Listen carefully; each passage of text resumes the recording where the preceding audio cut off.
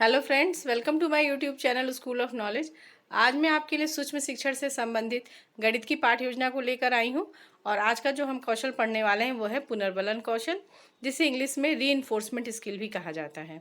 आइए पहले जानते हैं कि पुनर्बलन कौशल का क्या अर्थ होता है। देखिए, पुनर्बलन कौशल का अर्थ होता है बच्चों को उत्साहित करना, प्रोत्साहित करना, शब्दों के माध्यम से, इनाम के माध्यम से, अपने व्यवहार के माध्यम से, पॉजिटिव इन्वायरमेंट देकर बच्चों को किसी भी तरह से हमें उत्साहित करना है, ताकि हम जो भी प्रश्न बच्चों से पूछें बच्चे प्रसन्नतापूर्वक, उत्साह के साथ उसका आंसर दे सकें। यही होता है पुनर्बलन कौशल। वही देखते हैं कि हम इसके लिए पाठ्य योजना कैसे तैयार करेंगे। तो जैसा आपको पता है कि हम सबसे ऊपर लिखते हैं पाठ्य योजना संख्या या पुनर्बलन कौशल का नाम देंगे आप, ठीक है। उसके बाद आप लिखेंगे, अगर यदि आप छात्र अध्यापक हैं तो छात्र अध्यापक का नाम लिखेंगे, और यदि आप छात्र अध्यापिका हैं तो छात्र अध्यापिका का नाम लिखेंगी, ठीक है। उसके बाद हम इस तरह से एक टेबल बनाते हैं जिसके अंतर्गत इन 6 बिंदुओं को ध्यान में रखा जाता है। तो जिसमें पहला बिंदु होता है वो होता है दिनांक का। दिनांक वो दिनांक होगा जिस दिन आप ये शिक्षण कार्य करेंगे। फिर है कक्षा, तो कक्षा 7 के लिए बना है। विषय विषय गणित है, उप विषय रेखा गणित है, और चक्र क्या है, ये अवधि 2 की है, सेकंड क्लास में है। और अवधि जो है, चक्र जो है सेकंड पीरियड है, और अवधि जो है 6 मिनट की होती है। तो देखिए, अवधि जो होती है कौशल को, किसी भी कौशल को आपको पढ़ना है तो उसकी अवधि 6 मिनट ही होती है, और आपको 5 से 7 मिनट के अंदर इसको ख़त्म करना होता है, ठीक है। उसके बाद हम हेडिंग डालते हैं प्रकरण।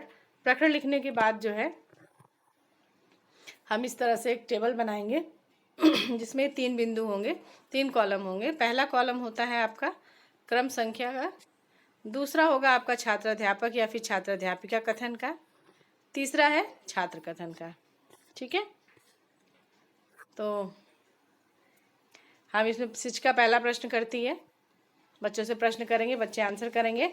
तो पहला प्रश्न करती है शिक्षिका कि चूड़ी या रोटी का आकार कैसा होता है। बच्चे क्या आंसर करेंगे कि मैम गोलाकार होता है। तो शिक्षिका क्या जवाब देगी, शाबाश, मतलब बहुत प्रोत्साहित होकर, बहुत मोटिवेटिव आवाज में आप बोलेगी शाबाश, मतलब आपने आंसर सही जवाब दिया है। उसके बाद दूसरा प्रश्न पूछती है, काला गोलाकार आकृति को गणित की भाषा में क्या कहते हैं, ठीक है। तो बच्चे से किसी दूसरे बच्चे को उठा के पूछेगी तो बच्चा कोई आंसर करेगा, बोलेगा मैम इसे वृत्त कहते हैं। तो आप क्या करेंगे, आप क्या पुनर्बलन देंगे बच्चे को, बहुत अच्छा, और थोड़ा सा स्माइल फेस करेंगे कि हाँ बच्चे को पता है कि उसे हम वृत्त कहते हैं। उसका नेक्स्ट क्वेश्चन आप पूछेंगे, वृत्त से क्या तात्पर्य है, ठीक है।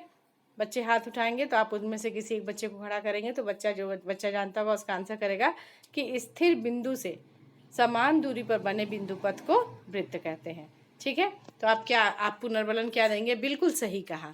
सहमति में आप क्या करेंगे, सिर हिलाएंगे, और उसके साथ ही साथ आप क्या करेंगे, स्पष्टीकरण देंगे कि हाँ स्थिर बिंदु से समान दूरी पर बने बिंदु पथ को बिंदु वृत्त कहते हैं। और साथ ही साथ आप इसको ब्लैक बोर्ड पे डायग्राम बना के भी दिखा देंगे कि एक स्थिर बिंदु ले लेंगे, और बता भी देंगे कि देखिए इस बिंदु से इस परिधि, ये जो गोलाकार वृत्त है उसकी दूरी क्या है, समान है, और जो ये वृत्त बन रहा है, जो परिधि बन रही है, ये किसकी बन रही है, वृत्त की बन रही है, ठीक है। इसी को हम बिंदु पथ को क्या कहते हैं, वृत्त कहते हैं। उसके बाद आप अगला प्रश्न पूछेंगे, वृत्त के कुछ उदाहरण बताइए। तो बच्चे आंसर करेंगे कि कोई जो भी उनको समझ में आएगा, कि जो जो गोलाकार चीज़ें हैं, जैसे चंद्रमा के लिए बताएंगे कि चंद्रमा भी देखने में गोल दिखता है। हो सकता है आपको बताएं, लेकिन आप चंद्रमा को नहीं बताएंगे, ठीक है। आप बच्चों को बहुत सिंपल सा आंसर बताएंगे कि चूड़ी दिखाएंगे, चूड़ी दिखा दिया, घड़ी दिखा दिया, प्लेट दिखा दिया, थाली आदि के बारे में बताएंगे कि हाँ ये सब कैसी चीज़ें हैं, वृत्ताकार चीज़ें होती हैं। अगर बच्चों ने आंसर सही से दिया तो आप बोलेंगे हाँ हाँ बहुत बढ़िया, और हाँ की सहमति में सिर हिलाएंगे। लेकिन जैसे अगर सपोज उन्होंने चंद्रमा बोल दिया तो आप निगेटिव में भी सिर हिला सकते हैं, ठीक है। नकारात्मक होगा आपका अशाब्दिक बलन कि नहीं ये गलत है आंसर, ठीक है, ऐसे करना है। उसका नेक्स्ट प्रश्न पूछेंगे, वृत्त के बीच में उपस्थित बिंदु को क्या कहते हैं। तो बच्चे क्या कहेंगे, उसे केंद्र कहते हैं। तो आप आंसर क्या करेंगे, पुनर्बलन क्या देंगे उनको, वेरी गुड, बहुत सही जवाब, ठीक है। फिर नेक्स्ट प्रश्न पूछेंगे, किसी वृत्त में कितनी त्रिज्या होती है। तो बच्चे क्या आंसर करेंगे, कोई एक बच्चा आंसर करेगा कि उस मैम या सर त्रिज्या कितनी होती है, असंख्य होती है। तो आप क्या बोलेंगे, बिल्कुल ठीक। और साथ ही साथ स्पष्टीकरण भी देंगे, आप ब्लैक बोर्ड पे बना के बताएंगे कि एक बिंदु से हम कितनी भी असंख्य त्रिज्याएं बना सकते हैं। अब दिखा भी देंगे बच्चों को, उनको समझ में भी आ जाएगा कि त्रिज्या जो होंगी असंख्य होती हैं। उसके बाद आप अगला प्रश्न पूछेंगे कि वृत्त को 2 बराबर भागों में बांटने वाली रेखा को क्या कहते हैं। तो बच्चे क्या आंसर करेंगे, उसे व्यास कहते हैं। तो आप क्या करेंगे, जब देखेंगे आपने बच्चे ने आंसर दिया तो आप गुड कहेंगे, बोलेंगे गुड, वेरी गुड, और मुस्कुराएंगे कि हाँ बच्चे ने बहुत अच्छा आंसर किया है। ठीक है। फिर आप नेक्स्ट प्रश्न पूछेंगे, वृत्त का व्यास हमेशा किस बिंदु से होकर गुजरता है। तो ये भी बहुत अच्छा सवाल है। तो जाहिर सी बात है, जब दो बिंदु बराबर, मतलब आपने पहले भी बोला कि दो बराबर भाग में बट रहा है वृत्त, यानी कि वो केंद्र से होकर जाएगा, तो बच्चा आंसर कर देगा कि केंद्र से होकर जाता है, और आप आंसर करेंगे और आप पुनर्बलन क्या देंगे उसको, शाबाश। ठीक है। उसके बाद आप नेक्स्ट प्रश्न पूछेंगे, वृत्त को दो असमान भागों में बांटने वाली रेखा को क्या कहते हैं। यदि समान भाग में है बराबर बराबर तो उसको क्या बोले, व्यास। लेकिन जब हम असमान भाग में बांटने वाली रेखा को क्या कहेंगे, तो उसे हम क्या कहते हैं, उसे जीवा कहते हैं। ठीक है।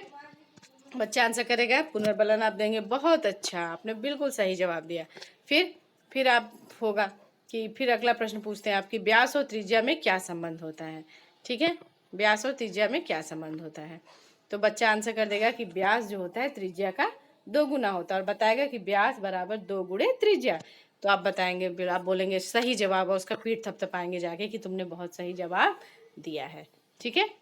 उसका नेक्स्ट प्रश्न पूछेंगे कि अच्छा ये बताइए कि जो वृत्त का वृत्ताकार पथ होता है उसको हम क्या कहते हैं। जो बिंदु पथ होता है, वृत्त के वृत्ताकार पथ या जो बिंदु पथ है उसे हम क्या बोलेंगे, तो उसे हम बोलते हैं परिधि कहते हैं।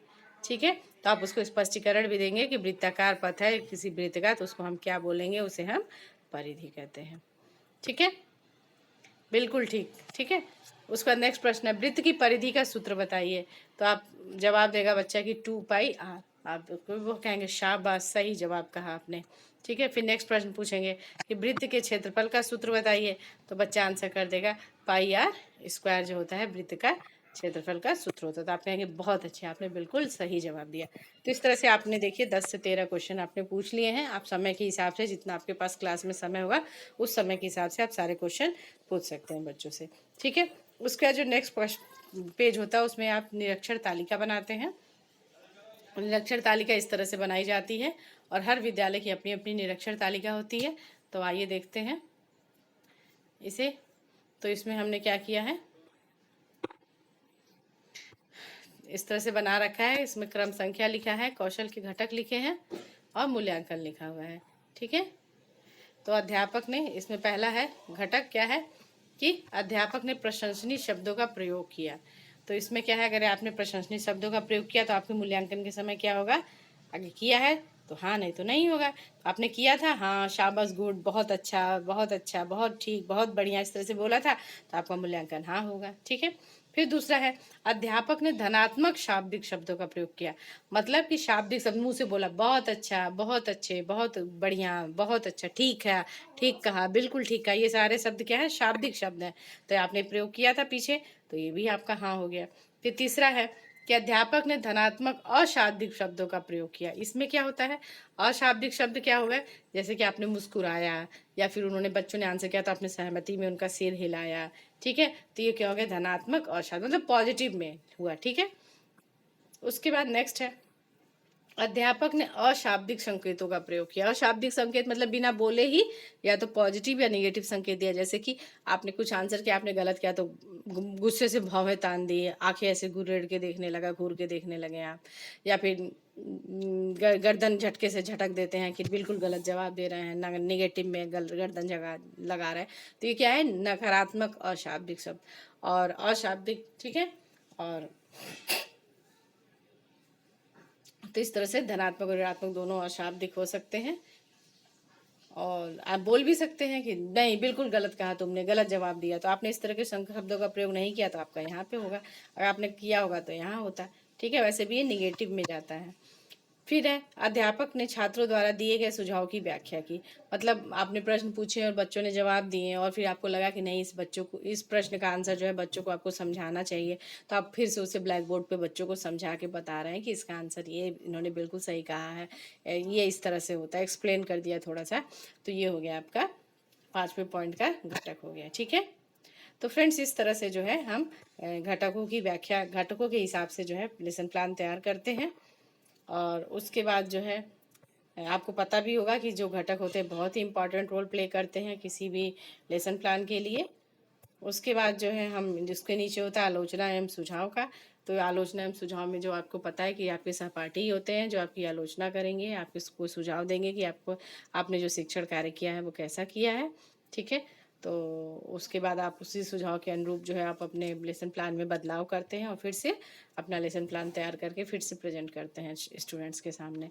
ठीक है, उसके बाद सबसे नीचे होता है हस्ताक्षर सहपाठी एवं हस्ताक्षर निरीक्षक का। तो फ्रेंड्स, ये थी मेरी आज की पाठ्य योजना पुनर्बलन कौशल मैथ्स के लिए। फ्रेंड्स, आपको ये योजना कैसी लगी कमेंट करके ज़रूर बताइएगा। अगर अच्छी लगी हो तो प्लीज़ इसे लाइक करें, शेयर करें और मेरे चैनल को सब्सक्राइब करें। नेक्स्ट लेसन प्लान में आपसे फिर मुलाकात होगी, तब तक के लिए आप अपना ध्यान रखें। Take care, bye.